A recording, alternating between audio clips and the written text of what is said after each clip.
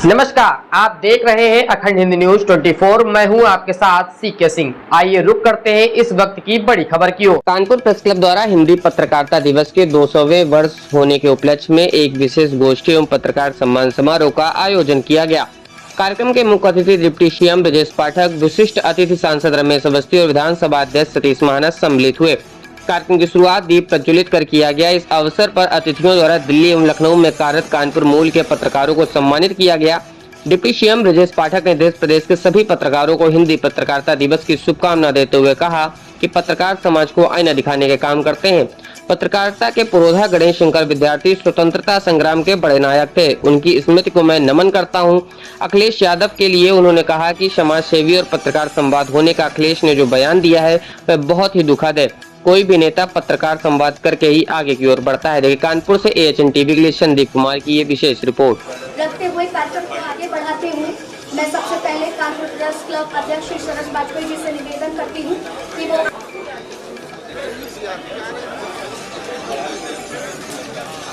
इसी के साथ मेरा सबसे आग्रह है कि सब लोग अपने अपने स्थान पर बैठ जाएं ताकि कार्यक्रम की शुरुआत हो।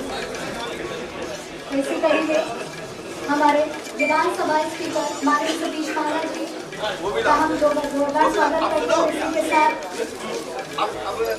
देखिए कानपुर प्रेस क्लब ने जिस ढंग से देश के जाने माने वरिष्ठ पत्रकारों का सम्मान समारोह का आयोजन कानपुर में किया था, ये बहुत ही ऐतिहासिक और मैं कह सकता हूँ अनूठा कार्यक्रम था। कानपुर प्रेस क्लब की ये पहल बहुत ही सराहनीय है।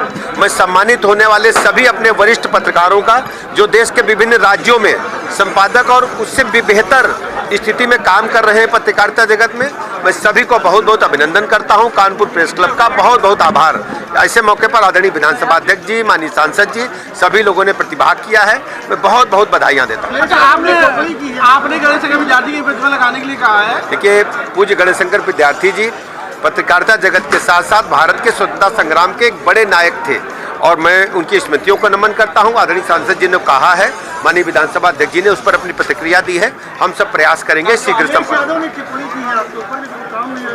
देखिए समाजवादी पार्टी के राष्ट्रीय अध्यक्ष महोदय समाज सेवा के रूप में और पत्रकार जगत में जिस ढंग से संवाद होने का जो उन्होंने विरोध किया है बहुत ही दुखद है।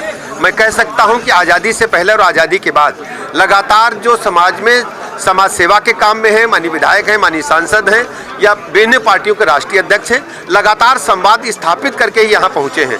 जिनको इस बात से कष्ट है उनके अंदर में सामंतशाही हो सकती है या मैं कह सकता हूँ राजशाही हो सकती है, जो लोकतंत्र कभी स्वीकार नहीं करेगा।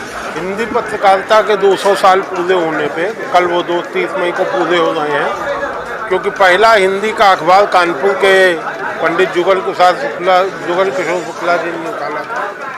तो 200 वर्ष पूरे होने पे कानपुर के लोगों को जिन पत्रकारों पे गर्व है, जो हैं कानपुर के, यहीं पी रोड की गलियों कोई पड़ा, कोई पनकी में रहा, कोई कहीं रहा, लेकिन वो दिल्ली में, लखनऊ में, बिहार में, झारखंड में अपने कानपुर का झंडा बुलंद किए हैं। अपनी लेखनी के कारण अपनी पहचान है। उन पत्रकार भाइयों को आज सम्मानित करने का था कि वो लोग आए कानपुर में, सबसे मिले। हमारे यहाँ कार्यक्रम में आज विधानसभा अध्यक्ष सतीश महाना जी, जो हमेशा पत्रकारों के साथ खड़े रहते हैं, प्रदेश के उप मुख्यमंत्री ब्रजेश पाठक जी, सांसद रमेश अवस्थी जी जो स्वयं पत्रकार हैं, डॉक्टर सत्यप्रकाश त्रिपाठी जी, सब लोग शामिल हुए। सतीश जी ने एक बात कही है कि वो विधानसभा में जो गैलरी है, डिजिटल गैलरी, उसमें गणेश शंकर विद्यार्थी जी का पूरा विज्ञान डाल के, ताकि लोग जाएं विधानसभा तो उसमें गणेश शंकर विद्यार्थी जी के विषय में उनको पूरी जानकारी मिले।